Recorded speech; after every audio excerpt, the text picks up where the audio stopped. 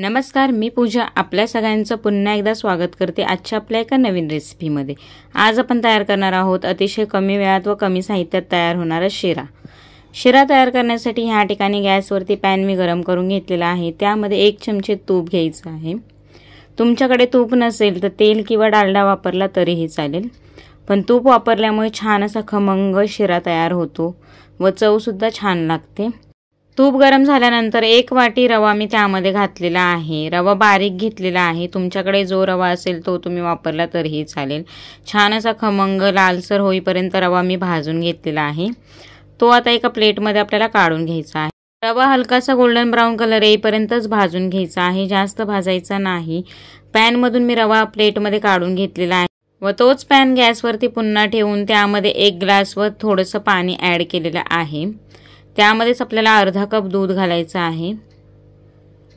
दूध घातल्यानंतर चिमूटभर मीठ त्यामध्ये घालायचं आहे। कोणताही गोड पदार्थ करत असताना मीठ हे वापरायचं, त्यामुळे कोणत्याही गोड पदार्थाची जी चव असते ती उभारून येते। प्रत्येक गोड रेसिपीमध्ये मी ही ट्रिक सांगतेच। त्यानंतर आवडीप्रमाणे साखर घालायची आहे। इथे मी 3 चमचे साखर घालते, तुम्ही तुमच्या आवडीप्रमाणे साखरेचं प्रमाण कमी किंवा जास्त करू शकता। व 1 वेलचीचं तोंड मोकळं करून त्यामध्ये घातलेले आहे व त्याचबरोबर 1 चमचा साजूक तूप घालायचं आहे। ह्या पाण्याला छानशी अशी उकळी काढून घ्यायची आहे व त्यामधील पूर्ण साखर वितळवून घ्यायची आहे। अशा पद्धतीने तुम्ही जर शिरा तयार केला तर तो बिघडत नाही व चवही छान लागते।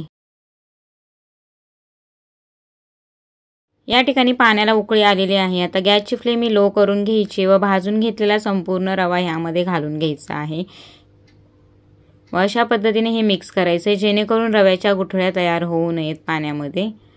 व लो फ्लेमवरती ही प्रोसेस करायची आहे। हाय फ्लेमवरती तुम्ही जर करत असाल तर रव्याच्या गुठळ्या होऊ शकतात।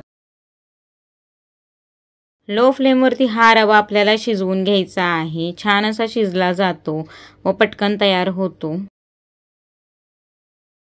रवा शिजवत असताना सुरुवातीला पाण्याची कन्सिस्टन्सी थोडीशी जास्त वाटते, पण जसं रवा शिजला जातो तसं पाणी रवा शोषून घेतो। त्यामुळे तुम्ही बघू शकता छान असा रवा आपला तयार होत आहे। ह्यावरती आपण एक झाकण ठेवून घेणार आहोत। साधारणतः 2 ते 3 मिनिटांसाठी ह्यावरती झाकण ठेवून घ्यायचं आहे व गॅसची फ्लेम लोच ठेवायची।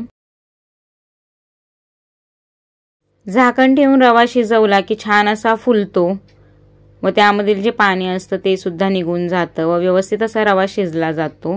तुम्ही बघू शकता ह्यामधील संपूर्ण पाणी हे आटलेलं आहे व छान असा आपला रवा ह्या ठिकाणी तयार झालेला आहे। तुम्हाला हवं असेल तर ह्यामध्ये ड्रायफ्रूट सुद्धा वापरू शकता व वरून थोडंसं तूप सुद्धा सोडून घेऊ शकता।